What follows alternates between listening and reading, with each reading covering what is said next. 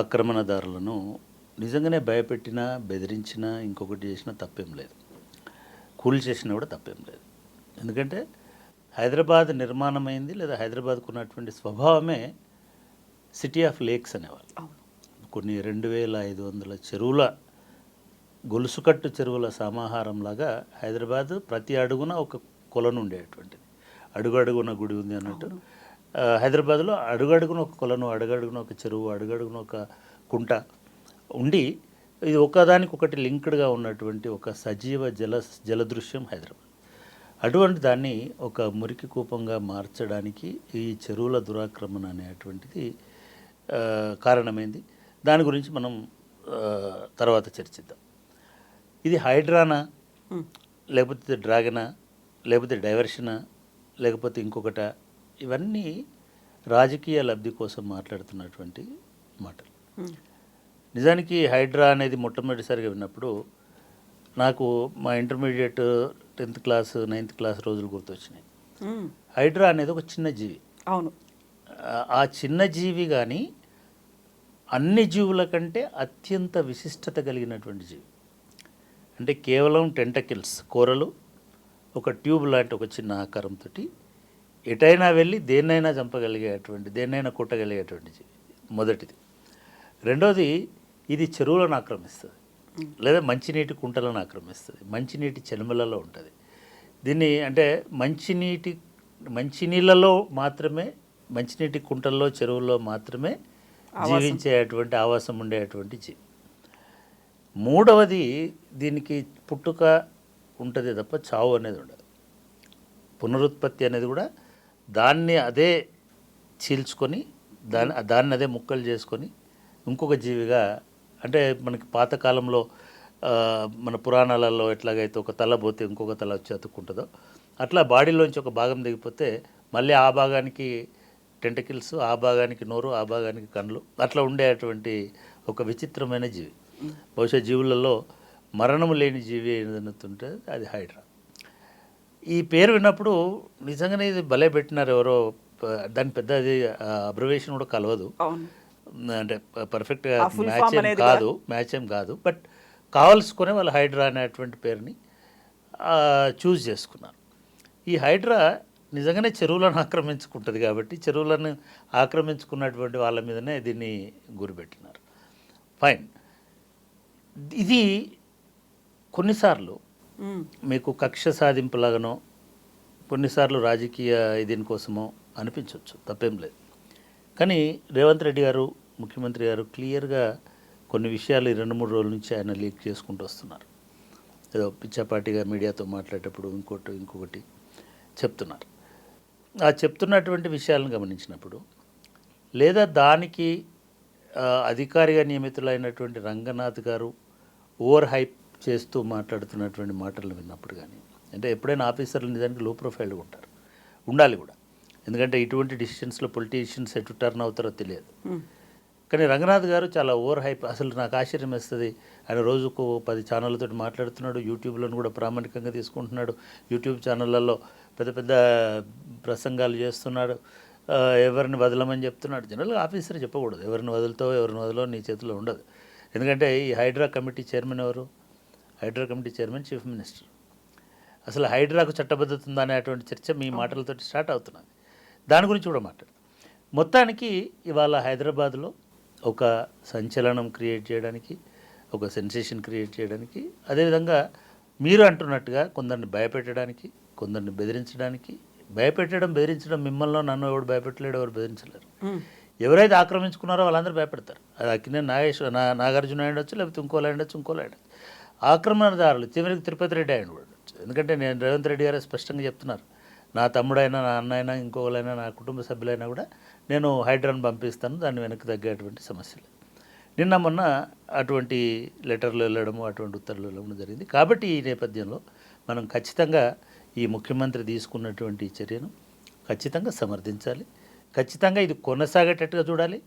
ఖచ్చితంగా ఈ పులిస్ వారి మధ్యలో ఆపేసి రేవంత్ రెడ్డి అర్ధాంతరంగా నిష్క్రమించకుండా కాపాడగలగాలి అనేటువంటి అభిప్రాయం అయితే నాకు చాలా స్పష్టంగా ఉంది.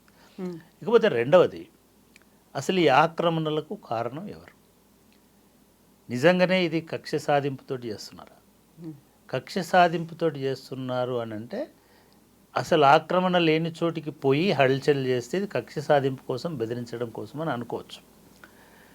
అక్కినేని నాగార్జున గారు తన ఇన్కన్వెన్షన్ సెంటర్ని చెరువులో కట్టినాడు అనేటువంటిది గతంలోనే ఎస్టాబ్లిష్ అయినటువంటి వాస్తవం.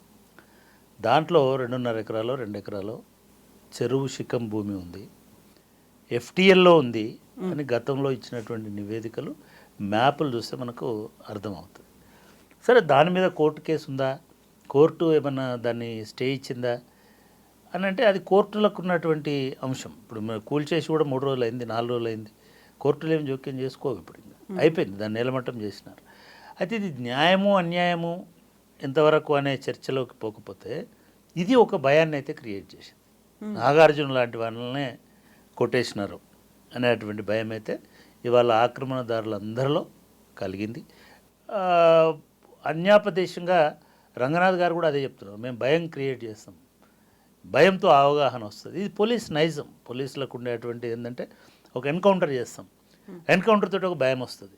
భయం వస్తే ఎవరు నక్సలైట్లకు అన్నం పెట్టరు, సో దాంతో సెటరేట్ అయిపోతుంది.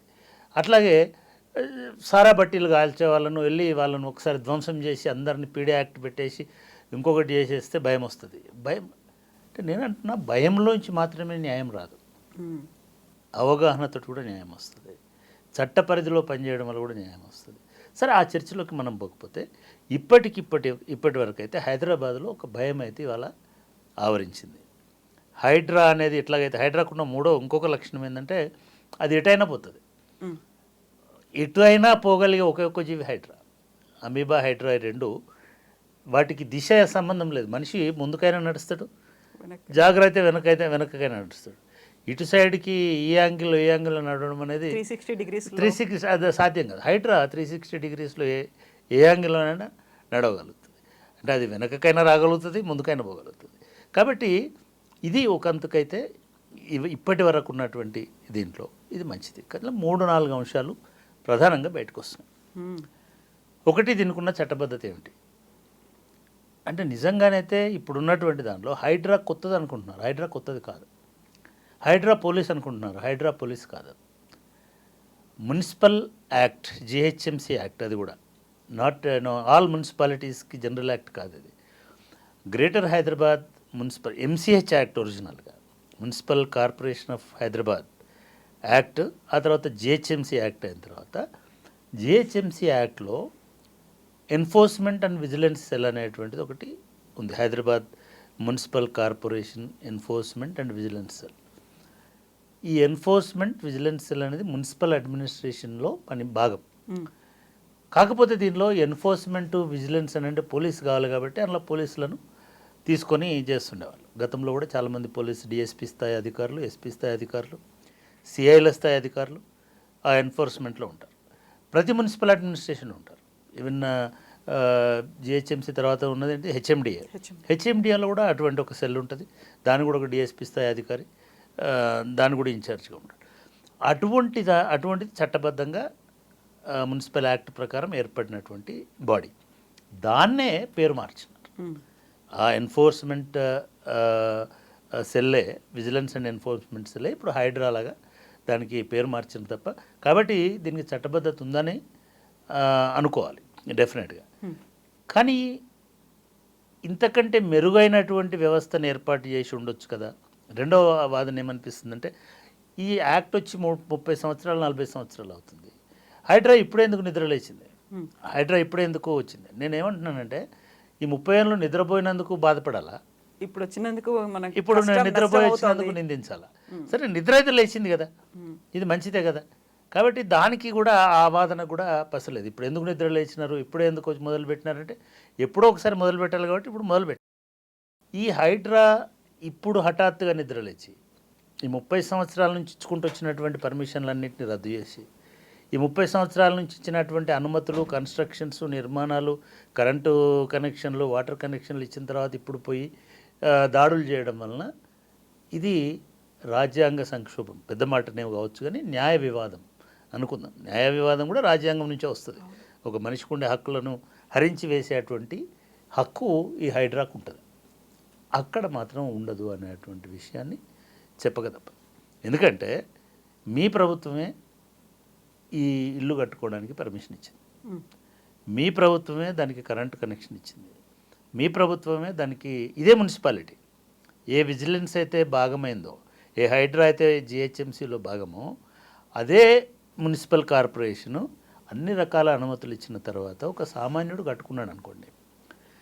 మీరు గండిపేటలో కూలగొట్టినటువంటి చూసినా, శాస్త్రీపురం అని ఎక్కడో కూలగొట్టినవి చూసినా, లేకపోతే ఫిలిం నగర్ దగ్గర ఎక్కడో, ఫిలిం నగర్ కాదు, నానక్రామ్గూడలో కూలగొట్టిన, ఇవి ఏవి కూడా కమర్షియల్ కాదు, మనుషులు నివాసం ఏర్పాటు చేసుకున్నటువంటివి.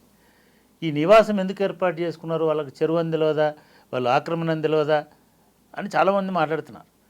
కానీ చాలా సందర్భాలలో రంగనాథ్ గారే ఒక చోట చెప్పారు, సర్వే నెంబర్లను ట్యాంపర్ చేసి కూడా, వేరే సర్వే నెంబర్ వేసి కూడా దానికి అనుమతులు తీసుకొచ్చుకొని కన్స్ట్రక్షన్స్ కట్టినటువంటి వాళ్ళు ఉన్నారు. మనం ఈ యూట్యూబ్ ఛానళ్ళలో వస్తున్నటువంటి చూస్తుంటే ఎవరో ఒక ఐటీ ఎంప్లాయీ హైటెక్ సిటీకి దగ్గర ఉంటుందో, లేకపోతే అటే ఫైనాన్షియల్ డిస్ట్రిక్ట్ దగ్గర ఉంటుందో, లేకపోతే వాళ్ళ బడ్జెట్లో వస్తుందని ఎక్కడో ఒక ఫ్లాట్ కొనుక్కున్నా. ఆ ఫ్లాట్ కొనుక్కునేటువంటి ఫ్లాట్ కొనుక్కోవడమే కాకుండా బ్యాంకు లోన్ కూడా తీసుకున్నారు. బ్యాంకులు సునిశ్చితంగా పరిశీలిస్తాయి. కానీ మీ మున్సిపాలిటీ ఇచ్చిన డాక్యుమెంట్లన్నీ దొంగ డాక్యుమెంట్లు, తప్పుడు డాక్యుమెంట్లు. మున్సిపాలిటీ పర్మిషన్ ఇచ్చి డాక్యుమెంట్లన్నీ కరెక్ట్గా ఉన్నట్టుగా ట్యాంపర్ చేసిన తర్వాత బ్యాంకు కూడా ఏం చేయలేదు. సో వాళ్ళు కూడా లోన్ ఇచ్చినారు. ఇటువంటి వాళ్ళ సమస్యలు వస్తే ఏం చేయాలనేది వాళ్ళ హైడ్రా ముందున్నటువంటి పెద్ద సవాలు. ఇది భవిష్యత్తులో న్యాయ వివాదాలకు కూడా దారితీస్తుంది. ఇవాళ న్యాయస్థానాలు కూడా ఎట్లున్నాయంటే వ్యక్తి ప్రయోజనం ఇంపార్టెంట్ రాష్ట్ర ప్రయోజనం కంటే, సమాజ ప్రయోజనం కంటే. ఎందుకంటే లా ఇట్ సెల్ఫ్ వ్యక్తి ప్రయోజనమే ముఖ్యమని చెప్తుంది, వ్యక్తిని కాపాడాలని చెప్తుంది. కానీ ఆ వ్యక్తి వలన సామాజిక ప్రయోజనాలు దెబ్బతింటున్నాయి, ఆ వ్యక్తి వలన ఎన్విరాన్మెంట్ దెబ్బతింటుంది, ఆ వ్యక్తి వలన జీవ వైవిధ్యం దెబ్బతింటుంది, అనేక జీవులు నాశనం అవుతున్నాయి అనేటువంటి అంశాన్ని కోర్టులు పెద్దగా పట్టించుకో. కాబట్టి అది నాగార్జున వ్యాపార సంస్థ అయినా, వాణిజ్య సంస్థ అయినా, లేదా ఇంకొక కాలేజ్ అయినా, ఇంకొకటైనా, దాని సామాజిక ప్రయోజనం ఏమిటి అనేది చూడకుండా ఇమీడియట్గా కోర్టులు స్టే ఇవ్వడం అనేటువంటిది జరుగుతుంది. కోర్టుల ఇంటర్వెన్షన్ అనేది జరుగుతుంది. ఏ సంస్థ కూడా కోర్టుల జోక్యానికి అతీతం కాదు. రాజ్యాంగ సంస్థ అయినా సరే కోర్టుల జోక్యం అనేది తప్పనిసరి అవుతుంది. దీనివలన కొంత ఏమైనా గ్యాప్ వస్తుందేమో చెప్పలేము. ఇది రెండవ అంశం ఈ హైడ్రా విషయం. సో ఇప్పుడు ప్రధానంగా వినిపిస్తుంది ఇంకొక వాదన కూడా, ఎందుకు బయ్యర్ల మీద పడ్డారు, బిల్డర్ల మీద పడలేదు అనేది. ఎవరైతే లేఅవుట్లు చేస్తున్నారో వాళ్ళని ఎందుకు, ఈ రియల్టర్లు వాళ్ళని ఏమీ అనట్లేదు, కేవలం కొనుక్కున్నారు, వాళ్ళు లోన్ తీసుకు పెట్టుకున్నారు, వెళ్ళి ఆ ఇల్లు కూల్ చేస్తున్నారు అనేది ఒక వాదన వినిపిస్తుంది. దీంతో పాటుగా అసలు చెరువులు అనేవి విపరీతంగా కబ్జా అయిపోయాయి. మీరు చెప్పినట్టుగా లేక్ సిటీ ఆఫ్ హైదరాబాద్ అది కూడా మారిపోయి ఇప్పటికీ మిగిలిపోయినవి ఏమైనా ఉంటే 60% కూడా లేవు మిగిలిపోయిన చెరువుల్లో కూడా, ఎంక్రోచ్మెంట్లు అన్నీ పోయిన తర్వాత. అసలు ఆద్యులు ఎవరు అనుకోవాలి దీనికి, ఎందుకు? అంటే ఇది చాలా మంచి ప్రశ్న. చాలా ఇప్పుడు మాట్లాడుతున్నట్టుగా బయటకు వస్తున్నట్టుగా ఏదో హైడ్రా వస్తుంది కాబట్టి చప్పట్లు కొడదాం, ఇదే సమాజము రేపు నిజంగానే హైడ్రా కనుక ఇప్పుడు ఇంకా మీరు అన్నట్టుగా బయర్ల దాకా పోయినారు కొన్ని చోట్ల, బడా బయర్లు అనుకుందాం. రేపు హైడ్రా మాదాపూర్ వైపు వస్తాయి, రేపు హైడ్రా సఫిల్గూడ వైపు వస్తాయి, రేపు హైడ్రా యూసఫ్గూడ వైపు వస్తాయి, రేపు హైడ్రా ఇది మసబ్ ట్యాంక్ వైపు వస్తాయి. ఇదే చప్పర్లు కొడుతున్న వాళ్ళు తిరగబడతారు. ఎందుకంటే మీరు అన్నట్టుగా పేదలు ఉన్నారు అక్కడ, మధ్యతరగతి బయ్యర్లు ఉన్నారు. కానీ న్యాయంగా ధర్మంగా బయ్యర్లు అయినా సరే చెరువును ఆక్రమిస్తే అది శిక్షార్హమైనటువంటి నేరమని సుప్రీంకోర్టు కూడా చెప్పింది. వాళ్ళకు నోటీసులు ఇవ్వాల్సిన అవసరం లేదని కూడా చెప్పింది. కొనేటప్పుడే విజ్ఞత ఉండాలని చెప్పింది. కానీ హైదరాబాదు ఏది కూడా లేఅవుట్ తోటి వచ్చినటువంటి ఆక్యుపెన్సీ కాదు ఇది. వితౌట్ లేఅవుట్స్ మున్సిపల్ ఆఫీసర్స్ కుమ్మక్కైపోయి బిల్డర్లు, చిన్న చితక బిల్డర్లు ఉండొచ్చు, మెగా బిల్డర్లు ఉండొచ్చు, బడా బిల్డర్లు ఉండొచ్చు, వాళ్ళు అమ్ముకున్నారు, వెళ్ళిపోయినారు. బిల్డర్ బాధ్యత ఆక్యుపెన్సీ సర్టిఫికేట్ వచ్చేదాకానే ఉంటుంది.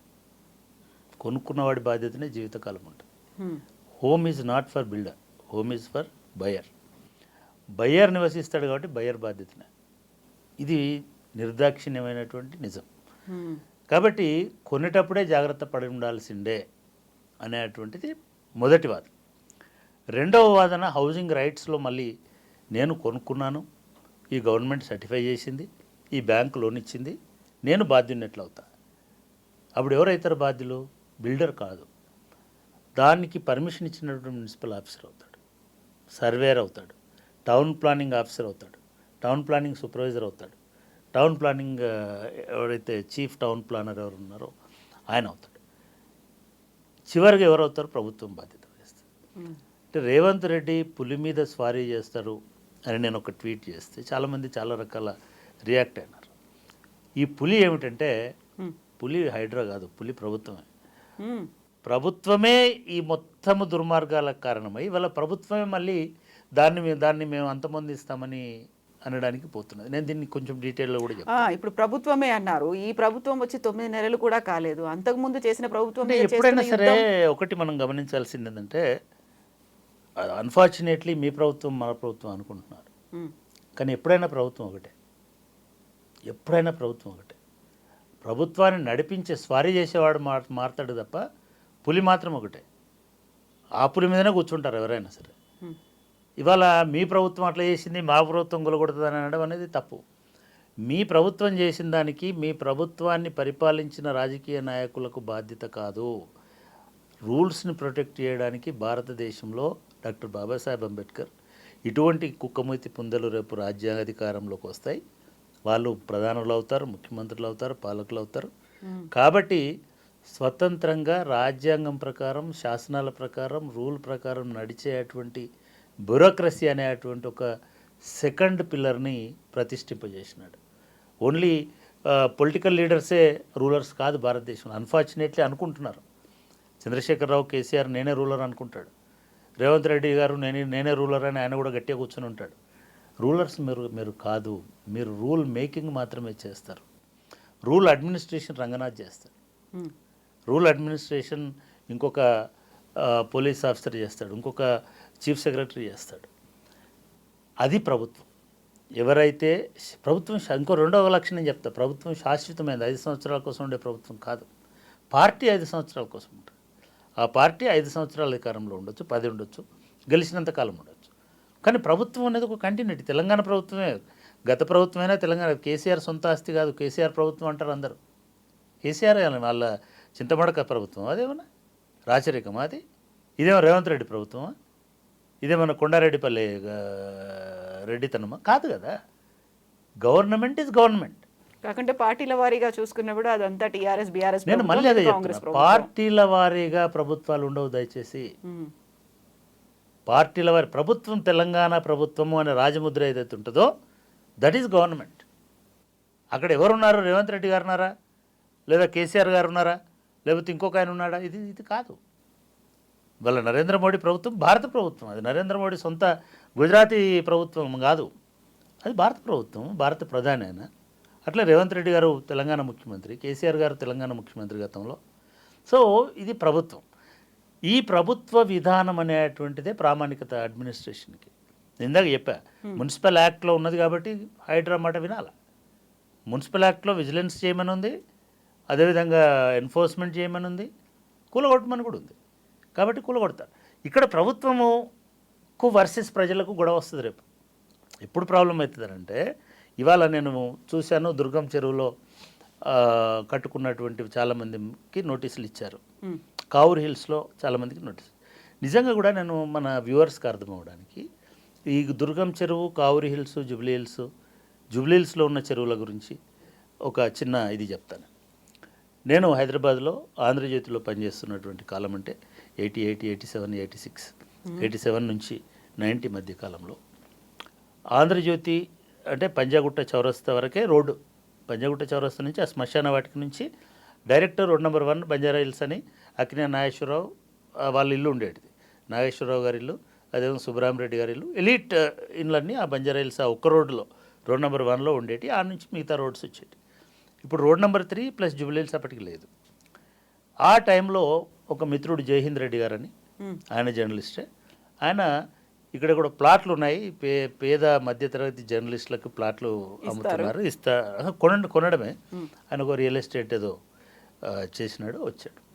ఒక మెటడోర్ బ్లూ కలర్ వ్యాన్లో బయలుదేరి 1 గంట అరగంట ప్రయాణం చేస్తే మాకు అప్పటికి చెక్ పోస్ట్ ఏరియా, ఇంకా అప్పటికి జూబ్లీహిల్స్ ఇదంతా ఫామ్ కాదు, ఇదంతా వచ్చింది. తర్వాత మనకి ఈ పెద్దమ్మ గుడి అదంతా ఒక చిన్న బండ్లబాట, అది మాదాపూర్ అనే ఊరికి పోయే దారి. ఆ దారిలో వెనక మధ్యలో సగం మంది దిగి వచ్చేసిన. నేను అప్పుడు స్టూడెంట్ను ప్లస్ జర్నలిస్ట్ని కూడా, నేను పెద్ద నాకు ఆసక్తి లేదు, ఓరియంటేషన్ లేదు, కానీ చాలామంది నా మిత్రులు పోయినారు. 42 రూపాయలు 45 రూపాయల గజం కొనుక్కున్నాను. మేము అక్కడ ఎందుకు దిగి మధ్యలో వచ్చినామంటే అది ఒక పెద్ద అడవి, చెరువు. ఆ చెరువే దుర్గం చెరువు. ఆ చెరువు అవతల ఈ ప్లాట్లు ఉన్నాయి. ఇప్పుడు హైటెక్ సిటీకి మాదాపూర్కు మధ్యలో పత్రికా నగర్ అని ఉంది, అదే ప్లేసు. అది మొత్తం ఒక బురద, ఒక పెద్ద చెరువు శిఖం అంటాం కదా, చెరువు శిఖం లాంటి ఏరియా. నా డౌట్ ఇప్పటికీ ఎవరైనా రంగనాథ్ గారు చెప్పినట్టు, లేదా పొంగులేటి శ్రీనివాసరెడ్డి అనే రెవెన్యూ మినిస్టర్ ఉన్నాడు మనకి, ఆయన కొత్త టేప్ పట్టుకొని రండి కొలవండి అంటున్నాడు. నిజంగానే కొత్త టేప్ పట్టుకొని కొలిస్తే హైటెక్ సిటీ కూడా చెరువు శిఖంలో ఉంటుందని నాకు గట్ ఫీలింగ్. నాకు చాలా పెద్ద ఇది ఉంది. అది కూడా చెరువులనే కట్టినారు, ఎందుకంటే అదంతా దుర్గం చెరువుకు సంబంధించి. మీరు సింపుల్గా అండి, నేను ఆ కాలంలో చూసిన చెరువు అది. నేను చెప్తుంది 40 సంవత్సరాల కింద, 30 సంవత్సరాలు 32 సంవత్సరాల కింద 1994లో మా యూనివర్సిటీ కరెక్ట్ దుర్గం చెరువు దగ్గర షిఫ్ట్ అయింది. అక్కడ మా యూనివర్సిటీకి 50 ఎకరాల 52 ఎకరాల స్థలం ఇచ్చినారు. మేము అక్కడికి వచ్చేటప్పటికి దారి లేదు. మా వైస్ ఛాన్సలర్ గారు ప్రొఫెసర్ బషీరుద్దీన్ గారు ఆయనకున్న గుడ్ ఆఫీసెస్ మంచి పేరును ఉపయోగించుకొని ఆయనే రోడ్ నెంబర్ 46 అనే రోడ్ని వేసి వచ్చినాం. మొత్తము అడవి, కొండలు, చెరువు, అది తప్ప వేరే ఇల్లు, నివాసము, గుడిసె ఏది కనబడలే మాకు. అప్పటి చెరువు యొక్క విస్తీర్ణము 156 ఎకరాలు 165 ఎకరాలు దుర్గం చెరువు విస్తీర్ణం. ఆ దుర్గం చెరువు ఒక బ్యూటిఫుల్ న్యాచురల్ లేక్, సహజ సిద్ధమైన చెరువు. ఆ చెరువుకు మత్తడి, తూములు ఇవన్నీ. అది నెక్స్ట్ డౌన్లోకి పోతే మల్కం చెరువు అని మనకి ఇప్పుడు గచ్చిబౌలి ఏరియాలో ఒక చెరువు ఉంటుంది. అది న్యాచురల్గా ఈ మత్తడి ద్వారా, ఈ మత్తడి దుంకి లేదా ఈ తూముల ద్వారా నీళ్ళు పోయి మల్కం చెరువు. ఈ మల్కం చెరువు ఇంకొక నానకరామగూడలో ఇంకొక చెరువు ఉంటుంది. అట్లా ఒక 4 చెరువులు 5 చెరువుల తర్వాత ఒక హైట్ నుంచి వాటరు పైపుల ద్వారా డైరెక్ట్గా గోల్కొండ ఫోర్ట్ మీదకి పోయేటువంటి, గోల్కొండ ఎత్తైన గోల్కొండ కోట మీదకి ఇక్కడ నుంచి ఎటువంటి మోటార్ లేకుండా, అప్పటికి మోటార్ లేదు, కుతుబ్ షాహీలు కాకతీయులు కట్టినారు గోల్కొండ చెరువు, గోల్కొండ కోట. అక్కడికి కుతుబ్ షాహీల టైంలో ఎటువంటి చోదక శక్తి లేకుండా కేవలం గ్రావిటీ అని అంటాం, భూమి ఆకర్షణ దీంతో గ్రావిటీతోటి నీళ్లను గోల్కొండ కోట మీదకి తరలించేటువంటి వాళ్ళు మొదటి. ఆ కోట మీదకి నీళ్లు తీసుకుపోయిన తర్వాత గోల్కొండ అనేది అప్పటికి 30,000 జనాభాతో ఉన్నటువంటి ఒక నగరం. ఆ నగరానికి నీళ్లు సరఫరా చేసేటువంటి వాళ్ళు. ఇదే దుర్గం చెరువు నుంచి కాలువల ద్వారా, ఇదే మల్కం చెరువు నుంచి కాలువల ద్వారా మీరు ఇప్పటికీ కూడా ఈ టోలీ చౌకీ ఏరియాలో చూడొచ్చు, మంచినీటి కాలువ అని రాసి ఉంటుంది. ఆ నాలాస్ అని అంటున్నారు ఇప్పుడు. అసలు హైదరాబాద్ మొత్తము కాలువల ద్వారా నీళ్ళు వస్తే తాగేటువంటి నగరంలాగా నిర్మించినారు. ఇది 1960s 70s దాకా ఈ కాలువల్లో నీళ్లు ప్రవహించినాయి. ఎప్పుడైతే GHMC Hyderabad municipal corporation of Hyderabad MCH అనేది ఏర్పడింది. MCHలో కూడా కాలువల నిర్వహణ విభాగం ఉండేది. కాలువల ద్వారానే నీళ్లు తోడుకునేటువంటిది. అప్ టు ఇవి రాకముందుకు ఈ ఓల్డ్ ఏరియాని చెరువుల ద్వారా, కాలువల ద్వారా నీళ్లు తాగేటువంటి ఇది హైదరాబాద్కు ఉన్నటువంటి బ్యూటీ.